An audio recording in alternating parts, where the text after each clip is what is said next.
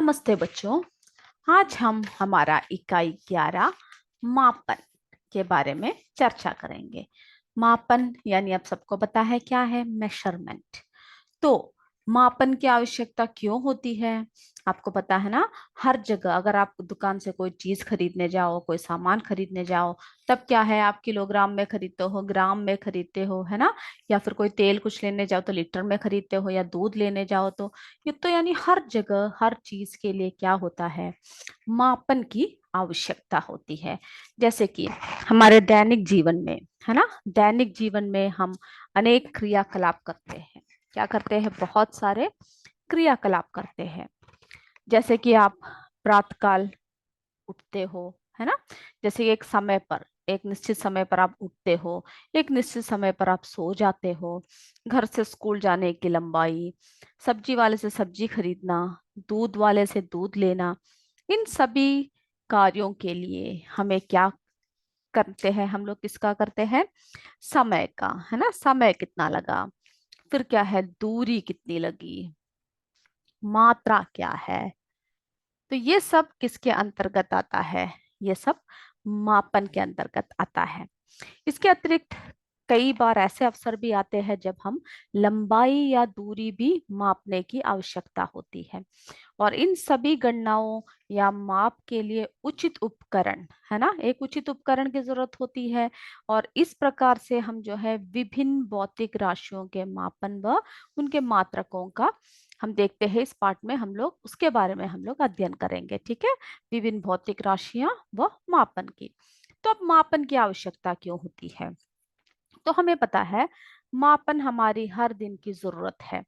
जैसे कि आप अगर दर्जी के पास शर्ट सिलने जाओ, तब क्या होता है, आप अपने जो है क्या कर लेते हो, माप। दर्जी आपकी क्या लेगा? माप लेगा, है ना, कि कितने कपड़ों की जरूरत होती है, कितने कपड़े लगेगा आपको कपड़े सिलने में।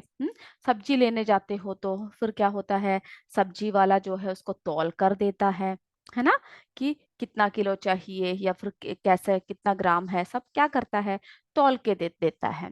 जैसे कि आप स्कूल में अगर जाओ तो आप वहां पर क्या देखते हो? घड़ी देखते हो, जिससे कि आप समय का सही उपयोग या सही समय पर आप अपने स्कूल में पहुंच जाओ, ठीक है? और इसी प्रकार अगर रोग से कोई पीड़ित है तो डॉक्टर क्या करता है, आपका शरीर का कितना ताप है देखने के लिए किसका इस्तेमाल करता है? डॉक्टर तापमापी या थर्मोमीटर का प्रयोग करते हैं। तो इस चित्र में जो दिखाया गया है 11.1 में दर्शाई गई विभिन्न गतिविधियों को अगर हम ध्यान से देखेंगे तो क्या दिखता है हमें? कि हर जगह पर क्या है, अलग अलग मापन का इस्तेमाल किया गया है, ठीक है? मापन में प्रयुक्त उपकरण को क्या है, अलग अलग तरीके से किया गया है।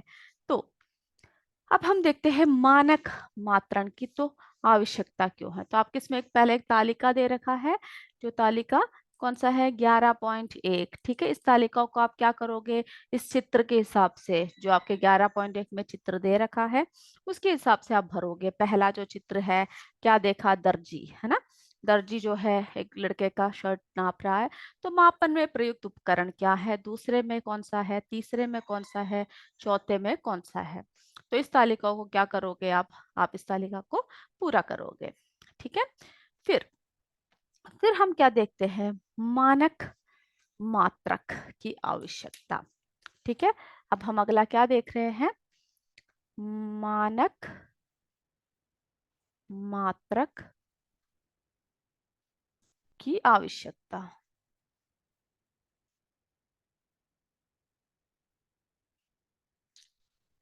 यानी मानक मात्रक क्या है? यानी वो तरीका जिससे आप कहीं पर भी कोई भी चीज को क्या करते हो, जो नापते हो, ठीक है? नापते हो, जिसका आप हिसाब लगाते हो कितना है, जो हर जगह पर जहां भी जाओ आपको एक ही संख्या मिले, ठीक है? जैसे कि प्राचीन काल में कैसे थे मनुष्य लोग, मापन के लिए अलग अलग तरीके निर्धारित करते थे, है ना? सबके तरीके अलग अलग हुआ करते थे। जैसे मिस्र, मिस्र क्या है? मिस्र एक देश है ना? तो जो है मिस्र में क्या था, मिस्र में जो है लंबाई मापने के लिए वे लोग किसका इस्तेमाल करते थे? यानी हाथ का, ठीक है? हाथ का इस्तेमाल करते थे। यानी हाथ की जो कोहनी होती है ना, वहां से उंगली के छोर तक क्या लंबाई का उपयोग करते थे। और जो रोमवासी, रोम देश के जो लोग थे, वे लोग क्या करते थे मापने के लिए? पग का इस्तेमाल करते थे, यानी पैर का, फुट, है ना, पैर का इस्तेमाल करते थे, यानी पैर से लंबाई नापते थे।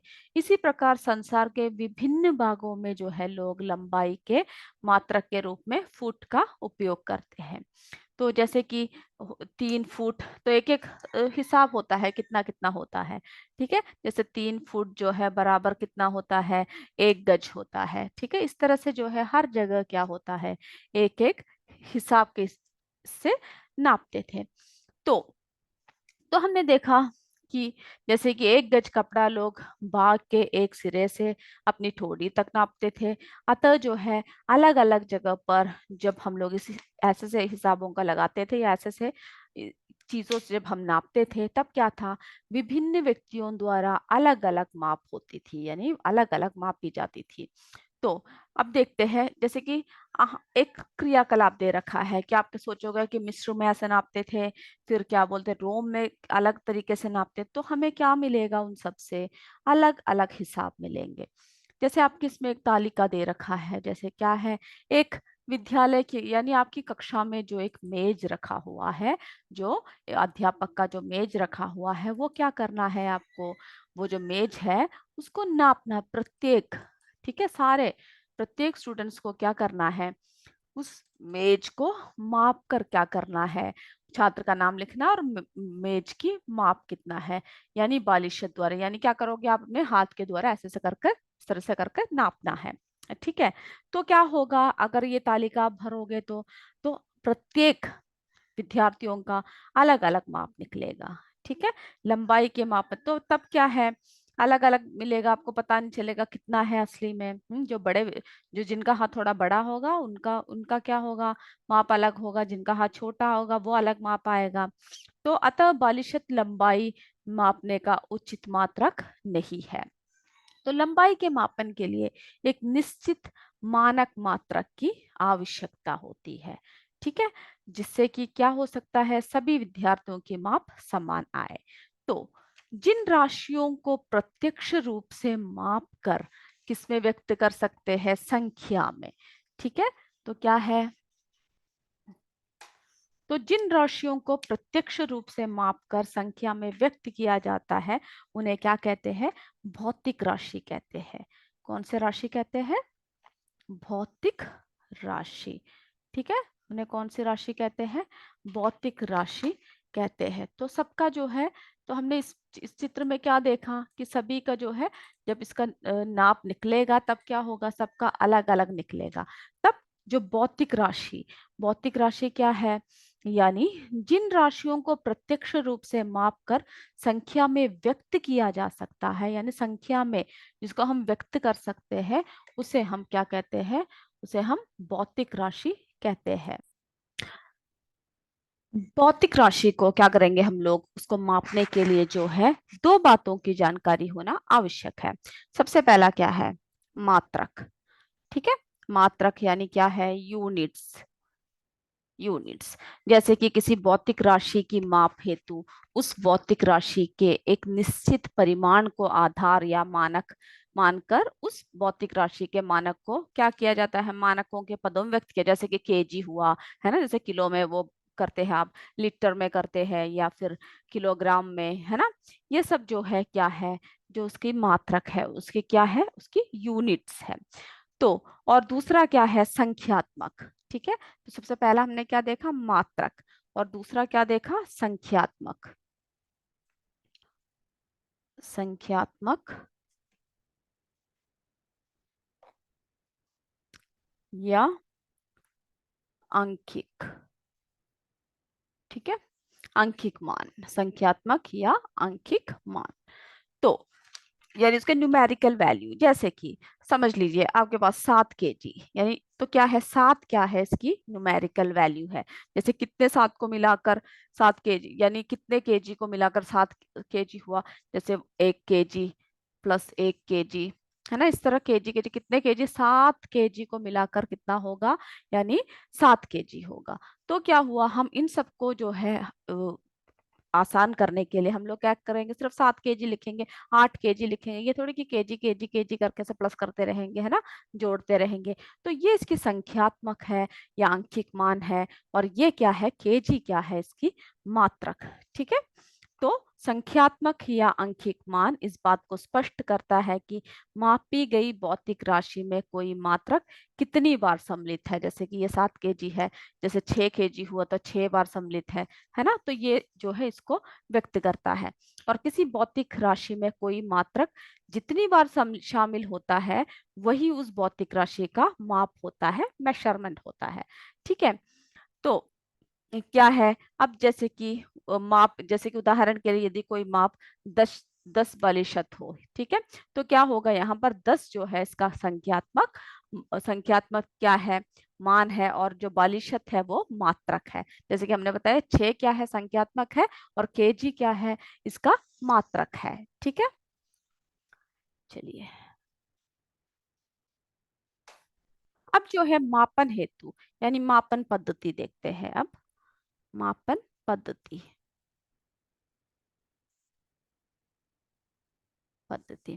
तो मापन की जो यथार्थता हेतु के लिए क्या आवश्यक है कि मापन का मात्रक यानी ऐसा हो जिससे कि कभी भी व्यक्ति द्वारा मापने पर माप समान आए। यानी जो मापन पद्धति हर जगह क्या होना चाहिए, एक होना चाहिए। ये नहीं कि हमने हमारे भारत में जो है कुछ भी मापा और उसकी मापन जो है एक आया, और वही हम चीज को कहाँ जाकर माप रहे हैं, कहीं हम लोग ऑस्ट्रेलिया या फिर कहीं और जगह पर, ठीक है, अमेरिका कहीं पर जाकर हम माप रहे हैं, तो उसका अलग आया। तब क्या होगा, हमें पता नहीं चलेगा कि क्या है असली में, कौन सा है इसका सही माप। तो क्या होना चाहिए मापन पद्धति, कि ये आवश्यक है कि हर जगह जो है किसी भी व्यक्ति द्वारा मापा जाए, मापन क्या आए, समान आए, ठीक है, एक जैसा आए। तो अतः जो है वर्ष 1790 में जो फ्रांसीसियों ने यानी फ्रांस ने, ठीक है, फ्रांस ने क्या किया, यानी फ्रांसीसियों ने यानी फ्रांस ने क्या किया, 1790 में जो है मापन की एक मानक प्रणाली की रचना किया। ठीक है, उन्होंने कैसा प्रणाली की रचना किया, मानक प्रणाली। ठीक है, कैसा प्रणाली की रचना किया, मानक मानक प्रणाली की रचना किया, जिससे जिससे क्या हुआ, जो मानक प्रणाली का उन्होंने जो रचना किया, किन्होंने किया, फ्रांस ने, ठीक है, फ्रांसीसियों ने मानक प्रणाली का रचना किया, जिसे वे मीट्री पद्धति कहते हैं। और विज्ञान एवं तकनीक की अनेक आवश्यकताओं तथा सुविधाओं को ध्यान रखते हुए मापन के प्रणाली का विकास में क्या है, MKS यानी मीटर किलोग्राम सेकंड, तथा MKSA यानी मीटर किलोग्राम सेकंड एम्पियर, ठीक है, यानी विद्युत धारा को जिसमें मापते हैं, प्रणाली से होते हुए क्या हुआ, इन सब से जो है बदलकर किसमें आया, SI सिस्टम। SI सिस्टम यानी जो है हर जगह क्या है, मीट क्या होना चाहिए, अंतरराष्ट्रीय मात्रक प्रणाली। क्या है SI सिस्टम, अंतरराष्ट्रीय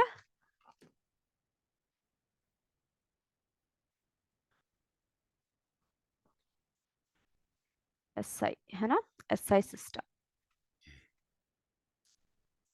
जिसे क्या है हर जगह जहां पर भी हम नापे, क्या हमें क्या वैल्यू मिलना चाहिए, एक ही मिलना चाहिए। तो अंतरराष्ट्रीय मात्रक प्रणाली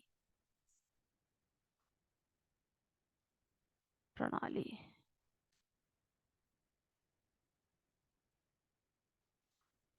चलिए, यह एक सर्वमान्य मात्रक पद्धति है, ठीक है, जो हर जगह आधुनिकतम यानी हर जगह जो है मॉडर्न टाइम में जो माना गया, क्या है, हर जगह माना गया एक पद्धति है।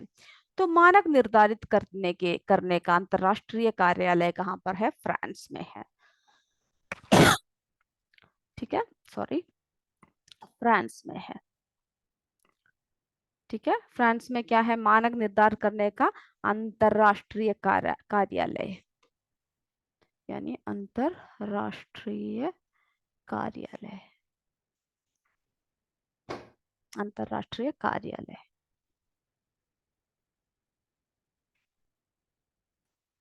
ठीक है, उसके बाद जो है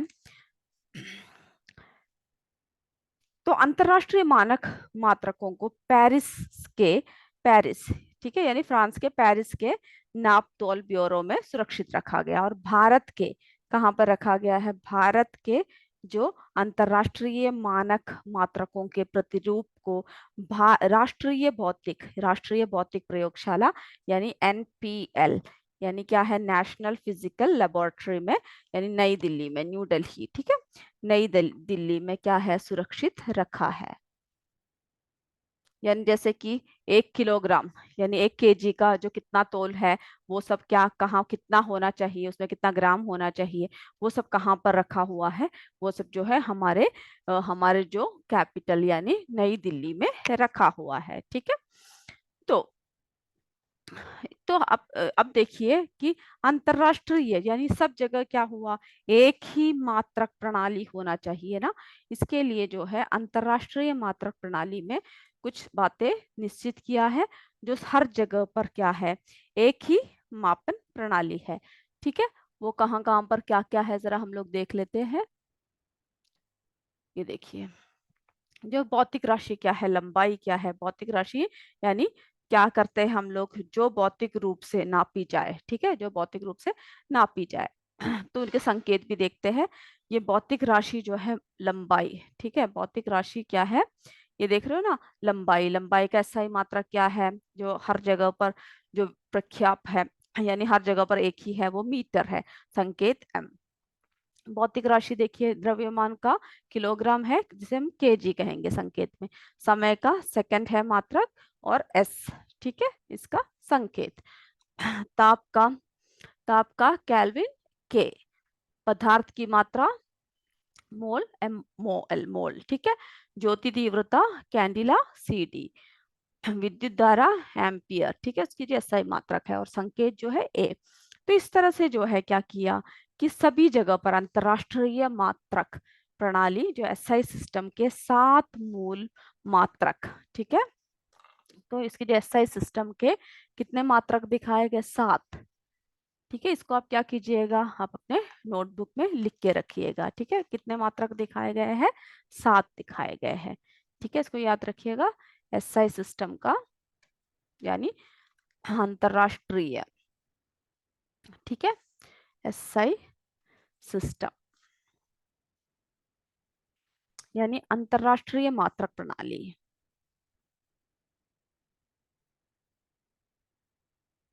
अंतरराष्ट्रीय मात्रक प्रणाली।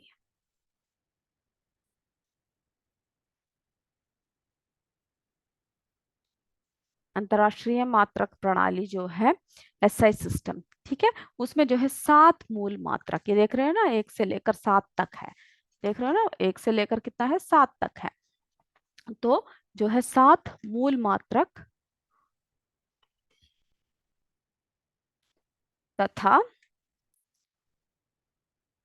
2 पूरक मात्रकों का को सम्मिलित किया गया है, ठीक है। अब जो है दैनिक जीवन में ताप मापन में प्रचलित पैमाना क्या है, डिग्री सेल्सियस है ना। जो ताप का जो मापन करते हैं वो किस में करते हैं हम लोग, डिग्री सेल्सियस में करते हैं ठीक है, इस बात को भी आप क्या कीजिएगा, याद रखिएगा। तो हर जगह क्या है, हर जगह जो है अंतरराष्ट्रीय मात्रक प्रणाली का विकास हर जगह समान कर दिया, ठीक है, जिससे कि हम लोग कहीं भी जाए हमें एक ही मात्रक मिले। अब जो है देखते हैं लंबाई का मापन। अब अगला किसके बारे में बात कर रहे हैं, लंबाई का मापन। लंबाई का मापन किन्हीं 2 बिंदुओं के बीच की दूरी को उन बिंदुओं के बीच की लंबाई कहते हैं। तो यानी जैसे कि यहां से यहां तक इसकी जो दूरी है, यानी बीच की दूरी,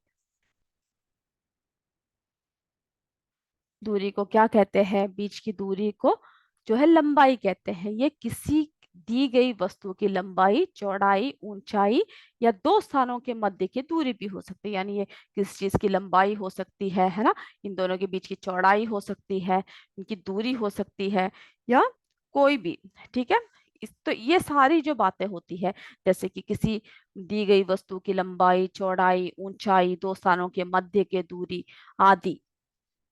ठीक है, तो लंबाई के मापन के लिए जो है मानक मात्र क्या है, मीटर है। क्या है, मीटर। इसे संक्षिप्त में संकेत क्या कहते हैं, संकेत क्या है इसका, एम। ठीक है, एम द्वारा व्यक्त करते हैं। तो बड़ी लंबाइयों के मापन के लिए मीटर पैमाने से 10 गुना, 100 गुना, 1000 गुना बड़े मात्रकों का प्रयोग किया जाता है। और इसी प्रकार क्या होता है, जो छोटी लंबाई के लिए जो मापन हम लोग जो करते हैं ना, उसके लिए जो है मीटर पैमाने के 10वें, 100वें, 1000वें भाग का प्रयोग किया जाता है। अब एक तालिका है जिसके, इससे आप समझ सकते हो इस बात को। तालिका 11.3, इन सभी तालिकाओं में जो जो लिखा हुआ है, आप क्या करोगे, इन सबको सही से पढ़कर और लिख कर रखोगे। ठीक है, मात्रकों के पूर्व प्रयुक्त शब्द देखो, किलो है ना, के अर्थ क्या है, 1000 गुना। देख रहे हो ना, मात्रकों के पूर्व प्रयुक्त शब्द डेसी, डी अर्थ क्या है, 10वां भाग। ठीक है, 1/10 यानी 1 का यानी 10वां भाग। ये दूसरा देखिए, हेक्टो, एच, डेका, डा। ठीक है, डीए। फिर जो है इसका अर्थ क्या है, हेक्टो 100 गुना, ये डेका यानी 10 गुना। देख रहे हो ना। और मात्रकों के पूर्व प्रयुक्त शब्द क्या है, सेंटी, सी, मिली, एम। फिर देखो 100वां भाग, ठीक है, 1000वां भाग।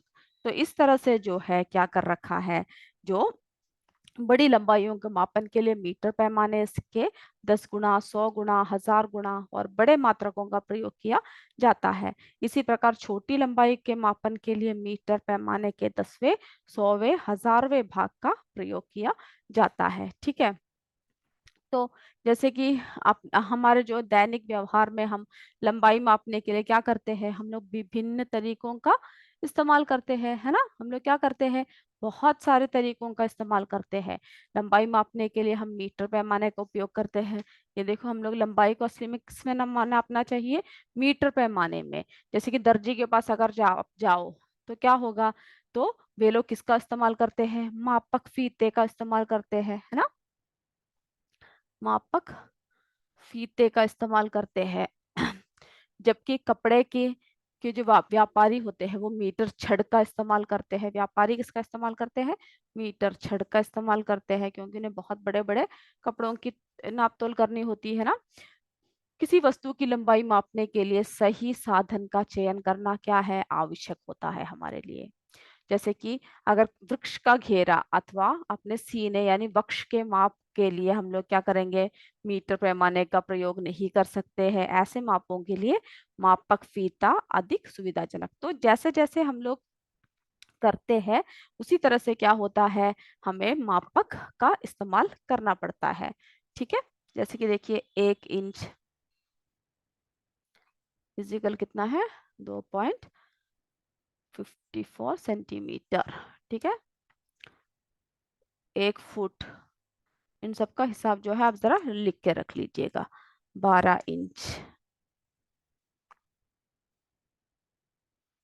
ठीक है, 1 फुट यानी 12 इंच इजिकल कितना है, 48 सेंटीमीटर। ठीक है, 1 गज जो है कितना होता है,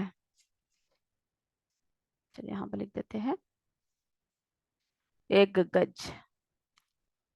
ये सब आपकी किताब में दे रखा है, उन सबको क्या करोगे आप जरा लिखोगे। 3 फुट होता है। ठीक है, 3 फुट। तो जो है पटरी या पैमाने द्वारा लंबाई मापन की सही विधि क्या है, जरा देखते हैं। तो आपके इसमें जो है एक चित्र दे रखा है, जरा पहले आप हम उसको जरा देखते हैं कि कौन सा चित्र दिया हुआ है। हम लोग जो है इस चित्र के सहायता से जरा देखते हैं, ठीक है, कि किस तरह से जो है हम लोग जो है पटरी या पैमाने द्वारा लंबाई मापन की विधि कैसी होती है, सही विधि कैसी होती है। ठीक है, जैसे देखिए ये 2 पटरियां दे रखी है यहाँ पर, ये देख रहे हो ना, देख रहे हो किस तरह से देख रहे हैं इसमें। तो पटरी या पैमाने द्वारा माप लेते समय प्रेक्षण सावधानी पूर्वक, ठीक है, कैसे रखना चाहिए, सावधानी पूर्वक व सही तरीका से लेना चाहिए। इसके लिए जो है क्या क्या सावधानियां चाहिए, सबसे पहला ये कि जो पैमाने की वस्तु के समांतर सटाकर, यानी इसको जो है समान अंतर पर, यानी समांतर उसके पास को सटाकर इस प्रकार रखना चाहिए कि पैमाने पर अंकित शून्य उस शब्द पर हो जहां से प्रेक्षण किया जा रहा है, यानी जो जहां से आप ले रहे हो वहां से क्या है इस तरह सटाकर रखना चाहिए कि शून्य से शुरू हो। ठीक है, और जो है आपने किया होगा इस तरह से माप। और पैमाने पर आंक की सही स्थिति लंबवत अवस्था में होती है, और लंबवत स्थिति में ही आंक में रखकर क्या है पाठ्यांक लेना चाहिए, यानी ऊपर से नीचे की तरफ लंबाई में देखना चाहिए। और घिसे या टूटे पैमाने द्वारा सही माप लेने के लिए प्रेक्षण अगले स्पष्ट खाने से प्रारंभ, यानी जैसे कि आपका ये जो पहला शून्य यहाँ से आपको कुछ खराब है या टूट चुका है, तब क्या करोगे आप यहाँ को, ये जो ये जगह है जो जो खराब है वो जगह छोड़कर अगला जो हिस्सा है, ठीक है, अगला जो माप है सही तरीके का, अगले स्पष्ट खाने को प्रारंभ यानी प्रारंभिक स्थिति को मानकर क्या लेना चाहिए, उसकी नाप लेना चाहिए। ठीक है, इस तरह से हम लोग इसको क्या करते हैं, मापन करते हैं। अब हम देखते हैं अगला, द्रव्यमान का मापन। ठीक है, अगला हम क्या देख रहे हैं, द्रव्यमान का मापन, यानी आप वेट सब जब देखते हो तो किस तरह से देखते हो।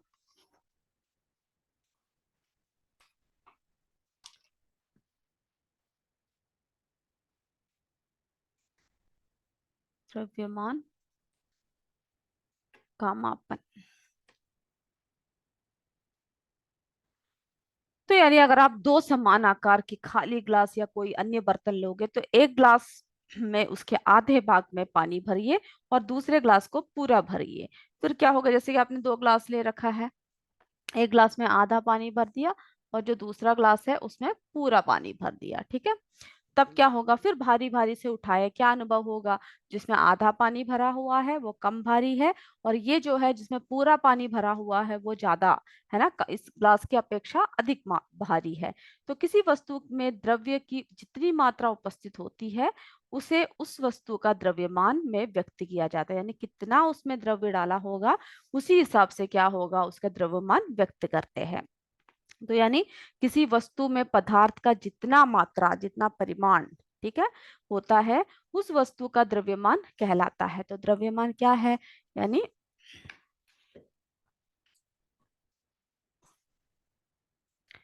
किसी वस्तु में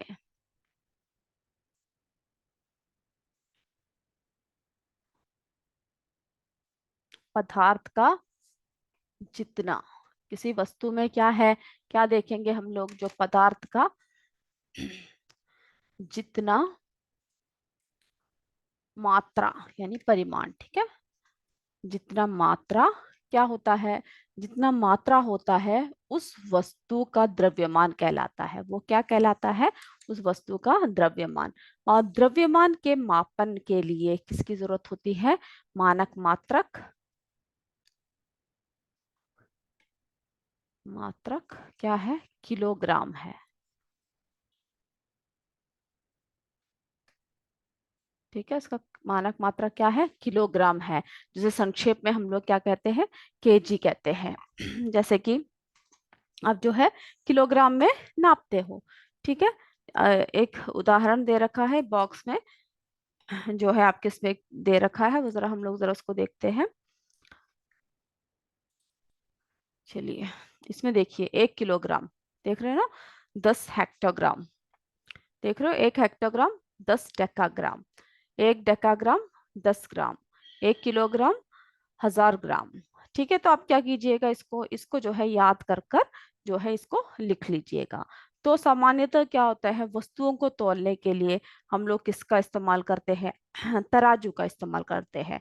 ठीक है, तो 1 ग्राम से भी छोटे मात्रकों का प्रयोग द्रव्यमान मापन में किया जाता है। जैसे देखिए 1 ग्राम, देख रहे हो ना, 10 डेसीग्राम, 1 सेंटीग्राम, 10 मिलीग्राम, तो यानी इससे भी कम का भी किया जाता है। तो इसको आप क्या करोगे, आप इसको लिख कर रखोगे। ठीक है, और जैसे कि हम देख रहे हैं ये सारे जो तरीके जो है, जैसे तराजू है, बाट है, देख रहे हो, पैन बैलेंस है, तो ये सब क्या है, यानी इसके बीच में जो है एक क्या होती है, एक सुई होती है जो उसमें दोनों के बीच में क्या करते हैं, बैलेंस रखते हैं। ठीक है, माप सही बताते हैं। तो वस्तुओं को तौलने के लिए तराजू तथा पैन बैलेंस का प्रयोग करते हैं।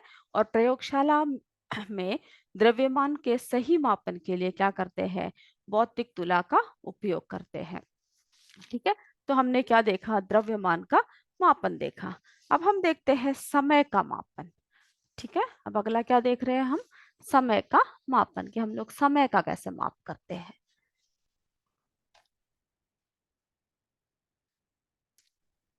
समय का मापन, तो हमने देखा कि प्रत्येक क्या होता है, प्रत्येक क्षेत्र में हम लोग किसका इस्तेमाल कर रहे हैं, हम लोग जो है मापन का इस्तेमाल कर रहे हैं। तो हम लोग किसके बारे में चर्चा कर रहे हैं, समय का मापन। ठीक है, तो दैनिक जीवन में जो हम लोग जो रोज के जो जीवन है उसमें जो प्रत्येक काम करते हैं, ठीक है, उन सब में हम लोग क्या करते हैं, मापन का इस्तेमाल करते हैं। तो जो है जैसे कि समय, सबसे पहले क्या हमें किसकी आवश्यकता है, समय की जानकारी आवश्यकता है। जैसे कि आप घर से स्कूल पहुंचने के लिए ट्रेन या बस स्टॉप कहीं पर भी आप जाते हो, या फिर क्या होता है कहीं पर भी यात्रा करने के लिए रेडियो अथवा टेलीविजन के माध्यम से समाचार सुनना, या फिर किसी भी निश्चित कार्यक्रम को देखने के लिए आपको किसकी जरूरत होती है, समय की जानकारी, है ना, कि कब आएगा ये प्रोग्राम, कब है, कब शुरू हो रहा है ना। तो समय का मापन जो है किसके द्वारा किया जाता है, घड़ी के द्वारा किया जाता है ना। समय का मापन कैसे करते हैं हम लोग, घड़ी के द्वारा करते हैं। तो अगर सोचिए आपके पास अगर घड़ी नहीं हो तो फिर आप क्या करेंगे, तो आप कैसे निश्चित करेंगे कि अब क्या समय हो रहा है। क्या कभी आपको ऐसे हुआ है कि जैसे कि आपके हाथ में घड़ी ही नहीं है, या फिर जब घड़ी का आविष्कार जब हुआ ही नहीं, तब लोगों को कैसे पता चलता था कि मापन कैसा है, कैसा होता है। तो प्राचीन काल में जो है लोग कैसे बताते थे कि कौन सा समय है, प्राचीन काल में जो लोग हैं वो आकाश में, ठीक है, आकाश में जो है किसकी स्थिति देखते थे, सूर्य की स्थिति को देखकर क्या पता लगाते थे कि कितना समय हुआ है। ठीक है, अनुमान लगाते थे कि कितना समय हुआ है। मशीनी घड़ियों के आविष्कार से पूर्व सूर्य घड़ी, बालू घड़ी आदि का प्रयोग क्या करते थे, समय के मापन हेतु करते थे। ठीक है, तो आजकल क्या है, समय माप के लिए दीवार घड़ी है, कलाई घड़ी है, मेज पर रखने वाली घड़ी है, आप सबको पता है ना, इन सब का प्रयोग जो है अभी किया जाता है।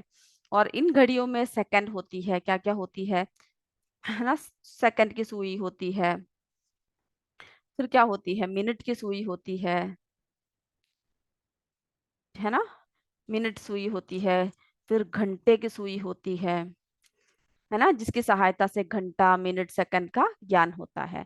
तो समय की जो माप से हमारा क्या तात्पर्य है, तात्पर्य काल, है ना, तात्पर्य काल यानी जो है अंतराल की माप से है, यानी समय की अवधि का मापन कैसे किया जाता है, मिनट में, सेकंड में, घंटा में, यानी दिन में किया जाता है ना, माह में किया यानी कितने माह हो गए, कितने माह मिलकर एक वर्ष हो गया, है ना।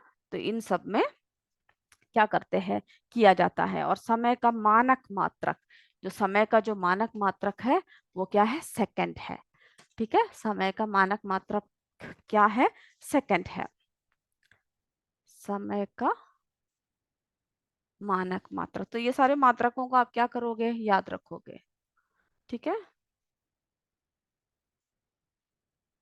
मात्रक जो है सेकंड है। तो अब जो है, अब क्या है, डिजिटल घड़ियां भी बनने लगी है। और ऐसे घड़ियां अब क्या है, सबके पास क्या है, डिजिटल घड़ियां हैं। ऐसे घड़ियों के जो है, जो डायल पर घंटा, मिनट, सेकंड अंकों में लिखा रहता है। तो आप जरा सोचिए कि अगर किसी धावक द्वारा क्या है 100 मीटर की दूरी तय करने में लगे हुए समय का सही सही माप क्या इन घड़ियों द्वारा किया जा सकता है। खेल कूद में तथा अनेक प्रयोगों में आप जो है समय की सही माप के लिए क्या है, विशेष प्रकार की घड़ी यानी विराम घड़ी का प्रयोग किया जा सकता है। इन सब घड़ियों की विशेषता ये है कि इसे क्या है, हम लोग अपनी इच्छा अनुसार को रोक भी सकते हैं और उसे चला भी सकते हैं। जैसे कि दौड़ शुरू होने वाला तो हमने रोक दिया, जैसे ही शुरू हो रहा है हमने चला दिया। तो उसके हिसाब से क्या कर सकते हैं, हम लोग इनका मापन कर सकते हैं। ठीक है, तो आज की कक्षा में आपने क्या क्या देखा, कि मापन की सर्वमान्य प्रणाली अंतरराष्ट्रीय प्रणाली है। लंबाई, द्रव्यमान, समय तथा ताप का मानक मात्र यानी मात्रा क्रमश मीटर, किलोग्राम, सेकंड, है ना, केल्विन आदि है। और क्षेत्रफल का मात्रक वर्ग मीटर है। ठीक है, तो ये सब जो है, इतनी सारी बातें हमने पढ़ी, तो ये बॉक्स में जो जो लिखे हुए हैं वो सब आप लिखकर पढ़ कर आओगे। तो अगली कक्षा में हम आगे की ओर बढ़ेंगे। तब तक जय विद्या शक्ति, जय हिंद, जय भारत। धन्यवाद मेरे बच्चों।